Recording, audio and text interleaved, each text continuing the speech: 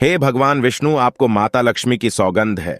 अगर आज अक्षय तृतीया की इस वीडियो को जो भी सच्चे दिल से लाइक करें, उसकी तमाम गरीबी, रोग दोष, परेशानी, कष्ट, कुंडली दोष, राहु दोष, पितृदोष, मंगल दोष, शनि दोष सब दूर कर देना। जय श्री हरिजय लक्ष्मी जी। लाइक जरूर करें, आपका बेड़ा पार हो जाएगा। दोस्तों, अक्षय तृतीया है यानी गर्मियों का धनतेरस। प्रभु कहते हैं ना, माधव समूह मासो न कृतेन युगम समम नचवेद समम शास्त्रम न तीर्थम गंगायाम समम। वैशाख की तरह कोई माह नहीं, सतयु की तरह कोई युग नहीं, वेद की तरह कोई शास्त्र नहीं और गंगा की तरह कोई तीर्थ नहीं। इसी तरह से अक्षय तृतीया की तरह कोई दूसरी तिथि है ही नहीं। कभी ना नष्ट होने वाली तिथि और अक्षय तृतीया की इस तिथि को हम स्वयं सिद्ध मुहूर्त कहते हैं। हमारे शास्त्रों में 3.5 अबूझ मुहूर्त बताए गए हैं और जिस दिन आप किसी पंडित, किसी ज्योतिष से पूछे बिना कोई भी शुभ कार्य हो, 16 संस्कार हो कर सकते हैं। सबसे पहला चैत्र शुक्ल पक्ष की प्रतिपदा यानी गुड़ी पड़वा, दूसरा विजयदशमी, तीसरा अक्षय तृतीया यानी आखा तीज का दिन और चौथा शुक्ल कार्तिक शुक्ल प्रतिपदा का आधा भाग। इन तिथियों पर सूर्य और चंद्रमा अपनी उच्च राशियों में रहते हैं और इन्हीं दिनों से सतयुग हो, द्वापर हो, त्रेता हो, इनके शुरुआत की गणना की गई है। इन्हें चिरंजीवी तिथि भी कहते हैं क्योंकि विशेष रूप से आखातीज को, क्योंकि अष्ट चिरंजीवियों में से एक भगवान शिव परशुराम जी का जन्म इसी दिन हुआ था। धर्म की रक्षा के लिए भगवान विष्णु ने अनेक अवतार लिए, जिसमें नर नारायण, हरगिरी, परशुराम 3 अवतार, पवित्र अवतार अक्षय तृतीया को ही उदय हुए।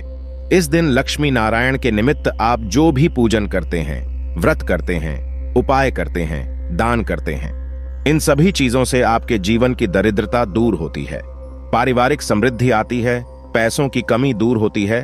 और मां पार्वती जी ने आज के दिन ही देवी अन्नपूर्णा का अवतार लेकर भगवान शिव को भिक्षा दी थी। माता अन्नपूर्णा ने इसी दिन समस्त विश्व के भरण पोषण का भार भी संभाला था। आज के विशेष दिन ही कृष्ण सुदामा का मिलन हुआ था और महाभारत के अनुसार अक्षय तृतीया के दिन ही भगवान श्री कृष्ण ने पांडवों की पत्नी द्रौपदी को पांडवों के अज्ञातवास के दौरान अक्षय पात्र भेंट किया था। अक्षय पात्र की विशेषता थी कि इसमें भोजन कभी खत्म नहीं होता था। जितनी मात्रा में जितना भोजन चाहिए प्राप्त होता था, चमत्कारिक ढंग से। अक्षय तृतीया का दिन ही वो खास अवसर था जिस दिन महर्षि वेद व्यास जी ने महाभारत लिखना शुरू किया था और महाभारत में ही श्रीमद् भागवत गीता भी समाहित है। और इस दिन अगर आप गीता जी में समाहित 18वें अध्याय का पाठ करते हैं तो इससे अक्षय पुण्य की प्राप्ति होती है।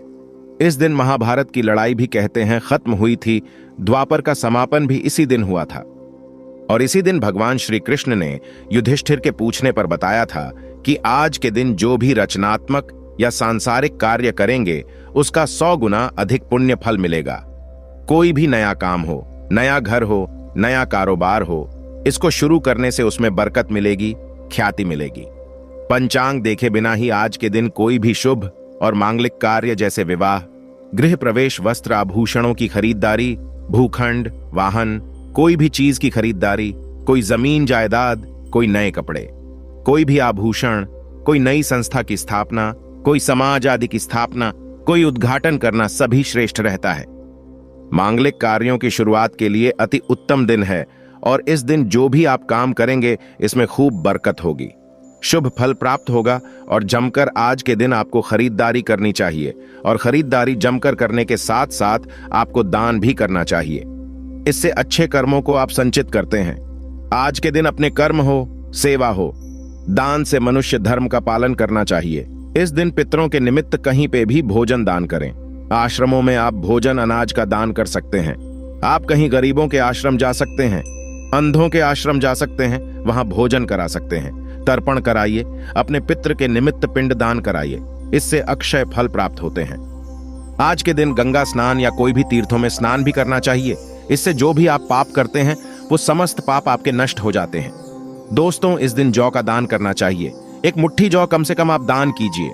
इससे स्वर्ण दान का महत्तम दान है। तो स्वर्ण तो आप दान नहीं कर सकते, तो धरती का प्रथम अन्न जौ माना गया है और जौ के दानों को स्वर्ण के दानों के बराबर माना जाता है। तो आज के दिन एक मुट्ठी जौ का भी अगर आप दान कर लेते हैं तो भी ये स्वर्ण दान के बराबर फल प्राप्त कराता है। इस दिन आपकी जो इच्छा हो, पंखा, छाता, चप्पल, जल, सत्तू, वस्त्र, कोई भी फ्रूटस आदि किसी भी चीज का, कोई वस्त्र आदि इसका दान कर सकते हैं।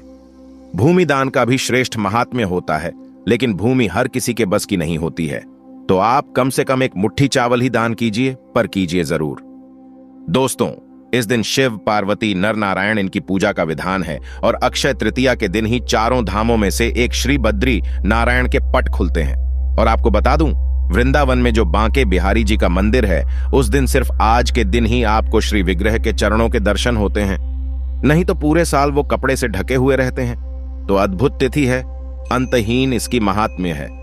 बताने जाऊं तो शायद पूरी वीडियो इसमें निकल जाएगी, तो खास जान जाए कि मैजिकल तिथि है और इसका फायदा आपको उठाना है। इससे पहले किस किसने उठाया और इसका क्या महात्म्य है, तो छोटी सी कथा बताती हूं। प्राचीन काल में एक सदाचारी और देव ब्राह्मणों में श्रद्धा रखने वाला एक धर्मदास नाम का एक वैश्य हुआ करता था। उसका परिवार बहुत बड़ा था और वह सदैव व्याकुल रहता था। उसने किसी से व्रत के ये अक्षय तृतीया के व्रत के महात्म्य को सुना, तो जब ये व्रत आया तो उसने व्रत किया, गंगा स्नान किया, देवी देवताओं की पूजा की, अपने इष्ट देव कुल देवी देवताओं की पूजा की और गोले के लड्डू, पंखा, जल से भरे हुए घड़े, जौ, गेहूं, नमक, सत्तू, दही, चावल, गुड़, सोना, वस्त्र, ये सभी चीजें, दिव्य वस्तुएं ब्राह्मणों को उसने दान की। उसकी स्त्री को यह बात बिल्कुल अच्छी नहीं लगी और वो बार बार मना करने लगी। कुटुंबजनों से चिंतित रहने और बुढ़ापे के कारण अनेक रोगों से पीड़ित होने पर भी वो उसके बाद से हमेशा अक्षय तृतीया पर दान करता रहा। कभी भी अपने धर्म, कर्म और दान पुण्य से विमुख नहीं हुआ और यही वैश्य फिर दूसरे जन्म में कुशावती का राजा बना। अपने अक्षय तृतीया के जो दान का प्रभाव था, उसकी वजह से वो बहुत धनी और प्रतापी बना और वैभव संपन्न होने पर भी उसकी बुद्धि कभी धर्म से विचलित नहीं हुई। और इसलिए ये भी माना जाता है कि आज के दिन जो भी मनुष्य दान करता है वो पुण्य को प्राप्त करता है और उसका अगला जन्म बहुत ही पुण्यमयी होता है। साथ ही साथ ये खास दिन में आप अपने जो स्वजन हैं, जो पितृगण हैं, उनके द्वारा अगर कोई पाप किया गया है, जाने अनजाने में अपराध हुआ है, या फिर आपने स्वयं या आपके परिवार में किसी ने जाने अनजाने में अपराध किया है, तो सच्चे मन से इस दिन ईश्वर से आप क्षमा प्रार्थना करते हैं, तो भगवान आज के दिन सभी के अपराधों को क्षमा करते हैं और आपको सद्गुण प्रदान करते हैं। आज के दिन अपनी दुर्गुणों को भगवान के चरणों में सदा के लिए अर्पित करके उनसे सद्गुणों का वरदान मांगने की परंपरा भी है। दोस्तों, इस दिन दीपावली और धनतेरस की तरह आपको जमकर खरीदारी अवश्य करना चाहिए और विशेष रूप से इस दिन लक्ष्मी कारक चीजें जैसे हत्ता जोड़ी हुआ, सियार सिंघी हुआ, कोई विशेष जाप माला हुई, खासकर स्फटिक की माला होती है, वो आपको इस दिन सिद्ध करके आपको खरीदनी चाहिए। या फिर आप स्फटिक का श्री यंत्र ले सकते हैं, वो बहुत लाभकारी होता है। इस तरह से कोई भी दक्षिणावर्ती, शंख आदि या कोई भी जो लक्ष्मी कारक चीजें हो, मृग कस्तूरी हो, इस तरह की चीजें आपको अपने घर लानी चाहिए। इस बार 2024 में अक्षय तृतीया शुक्रवार 10 मई को है और अक्षय तृतीया पर रोहिणी नक्षत्र है। विशेष रूप से सुबह 10:47 पर तो आपको पूर्ण लाभ की प्राप्ति कराएगा। अगर आपका व्यापार नहीं चल रहा है, बिजनेस में समस्या आ रही है, तो आज एक गुप्त मंत्र बता देता हूं, इस बार पहले से तैयारी कर लीजिए।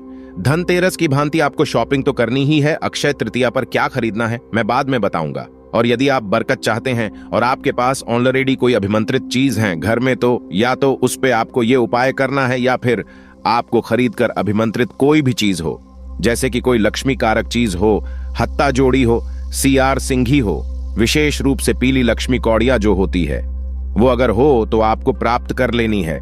इससे आपके धन आगमन का मार्ग प्रशस्त होता है। और पीली लक्ष्मी कौड़िया जब आपको प्राप्त हो जाए, ध्यान रखें, पीली लक्ष्मी कौड़िया ऐसे कहीं से भी उठा के नहीं लानी है, सिद्ध ज्योतिष के द्वारा ही आपको प्राप्त करनी चाहिए। 1.25 लाख जाप सिद्धि की हुई हो, इस बात का ध्यान रखिए। और अगर आपके पास ऑलरेडी है तो पहले इसे शुद्ध गंगा जल से धो लीजिए, शुद्ध जल से धो लीजिए, पंचामृत से धो सकते हैं, कच्चे दूध से धो सकते हैं। और घर के ईशान कोण में आप आराम से एक लाल आसन लेकर के बैठ जाइए, या अगर ईशान कोण में जगह नहीं है तो पूरब की ओर मुख करके कहीं भी साफ और स्वच्छ स्थान का चयन करें। एक चौकी या पीढ़ा रख लीजिए और उस पर बस एक छोटा सा दीपक लगा लीजिए।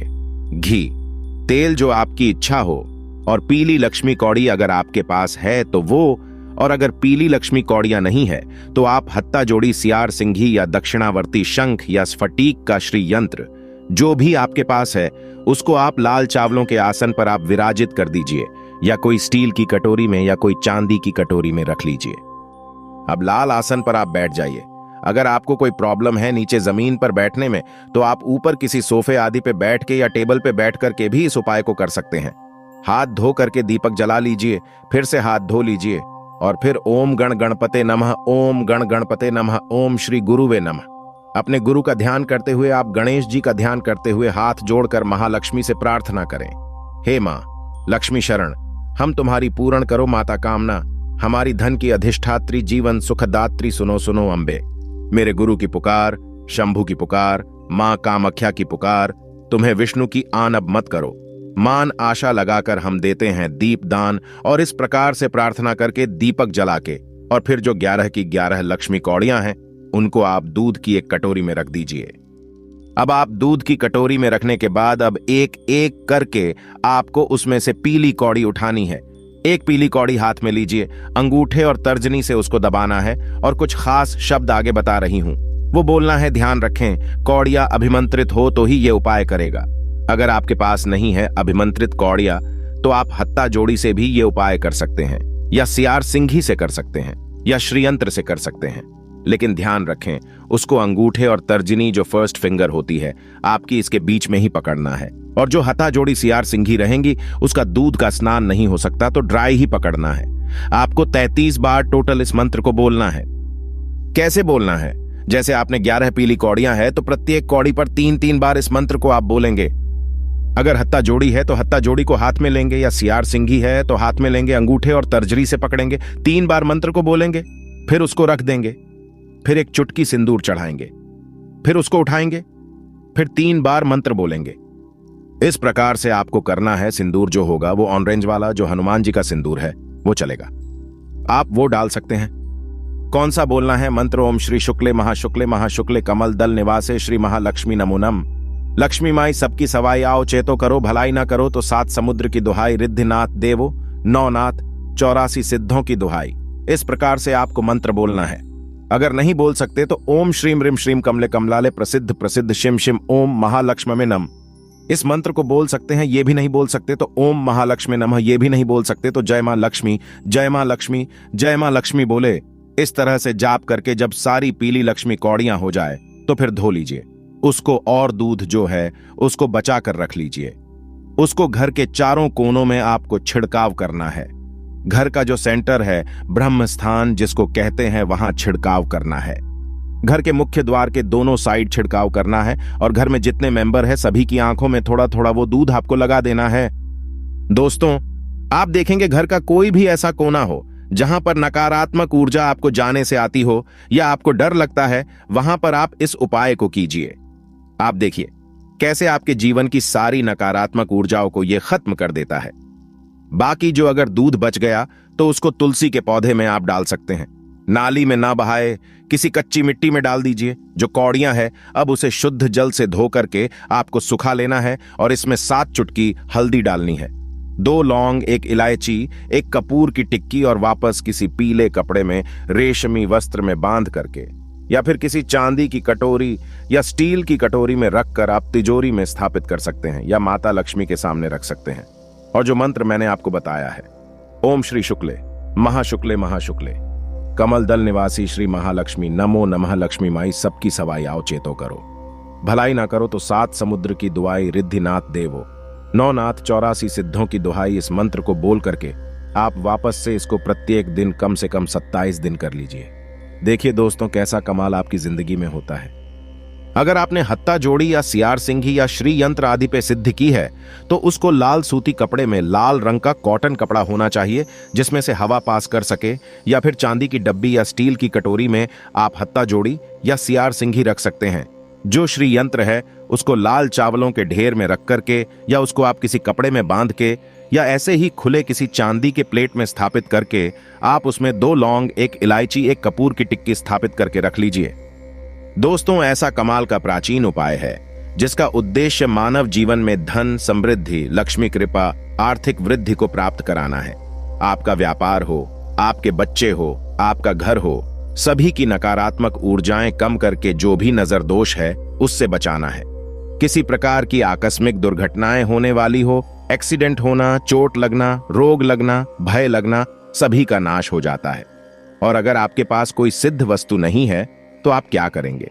थोड़े से हर बार जैसे बताती हूं, धनिये के बीज ले लीजिए, बस 2 रुपए के, और इस मंत्र का जाप कीजिए। फिर इसको किसी भी गमले में उगा लीजिए। जैसे जैसे ये बीज धनिये के आपके पत्तियों में कन्वर्ट होंगे, वैसे वैसे आपके धन की समस्या के रास्ते खुलने लगेंगे। और अगर आपको आज के समय में, जब हर व्यक्ति धनवान बनना चाहता है, मां लक्ष्मी का आशीर्वाद पाना चाहता है, तो एक और बहुत छोटा सा, क्योंकि अक्षय तृतीया सबके लिए एक ही उपाय करना बस का नहीं है, तो दूसरा उपाय एक और बता देता हूं।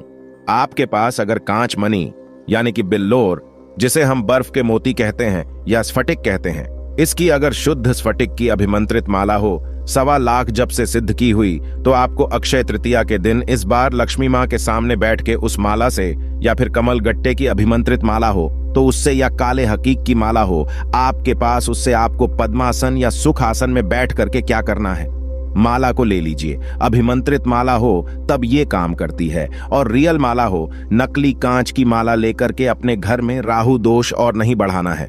आपको कांच की माला को आप रियल माला समझ करके इस्तेमाल करके उससे जाप करेंगे। ये मत कीजिएगा, राहु बढ़ जाएगा और दिक्कतें और बढ़ जाएंगी जीवन में। रियल माला मिले, अभिमंत्रित माला मिले, वो ले लीजिए और उस माला का पहले आप पूजन कर लीजिए।